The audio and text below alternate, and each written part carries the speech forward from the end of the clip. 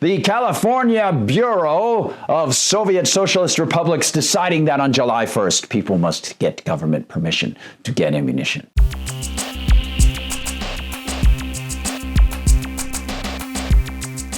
Hi everyone, I'm Gardner Goldsmith for MRC-TV, and what a shocking sight. Contemporary politicians attacking the rights that the American revolutionaries fought to defend.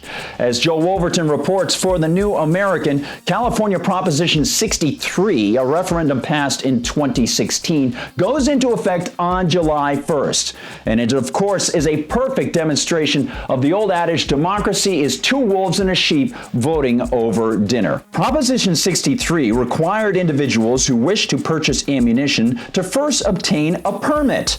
The measure mandated dealers to check this permit before selling ammunition. The measure also eliminated several exemptions to the large capacity magazines ban and increased the penalty for possessing them.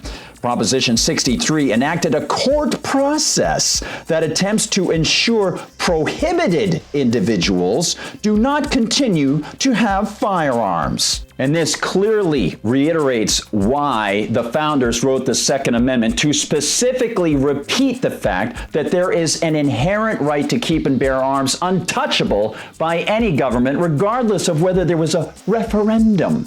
But of course, the politicians supporting and praising this kind of attack call it common sense and reasonable, the taglines of so many oppressive regimes that will define what's common sense and reasonable at the point of their own guns. And of course, we all know that prohibition doesn't stop those with criminal intent. No, in fact, all this will do is raise the cost of self-defense and the practice for people's purchases of firearms if they are law-abiding. As Beth Bauman writes for townhall.com, what's it really doing? Jacking up the price of ammo so law-abiding gun owners can't afford to carry. A $14 box of 50 rounds of .9 millimeter will now cost $34, $1 for the background check, $19 for the basic ammunition eligibility check if they aren't in the dealer record of sale system. That means that the price per round jumps from .35 to .68. That's just about double the current price. And that's just what they're proposing fee-wise. It hasn't been finalized yet. Most federal firearms licenses, FFLs, generally charge $25 to $30 every time they run a background check. And we have no idea if they'll have to tack on that fee. Mike Hine of Ade's Gun Shop in Orange told the Los Angeles Times he has seen a more than 10% increase in customers making bulk purchases of 1,000 rounds. Quote, people are starting to stock up. We stocked up on ammunition, he said. Most people know about the deadline. They are running scared. They are, he euphemistically says, keyed off. And this comes on the heels of other California rights infringements, such as AB 1968, which, as CNBC notes, mandates a lifetime ban on the ownership of firearms for individuals if they were involuntarily admitted to a mental health facility more than once within a one-year period because they were deemed a danger to themselves or others. Who could ever see the state abusing that?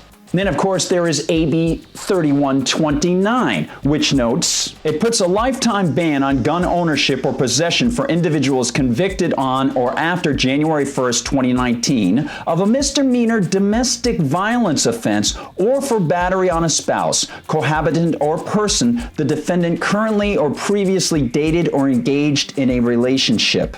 And as CBS 13 notes, the California government already banned people under 21 from lawfully buying rifles or handguns. And the only bright spot here really came in March when San Diego-based U.S. District Judge Roger Benitez struck down the California ban on ammunition magazines of over 10 rounds, saying, quote, individual liberty and freedom are not outmoded concepts. Well, they are in the eyes of Governor Newsom and other collectivists, which is why they'll be delighted to strike at rights through the mandates that will come on July 1st, adding expenses through the background check system. And of course, they will not bother to care about the fact that they are infringing on people's rights. They don't care about statements from the judge. They don't care about the Bill of Rights. They don't care about your rights, but we do. And we hope that you'll continue to spread the word about what we do here at MRC-TV. Thanks for taking the time to watch and taking the time to spread the word to other people. Don't forget to like and subscribe for MRC-TV. I'm Gardner Goldsmith.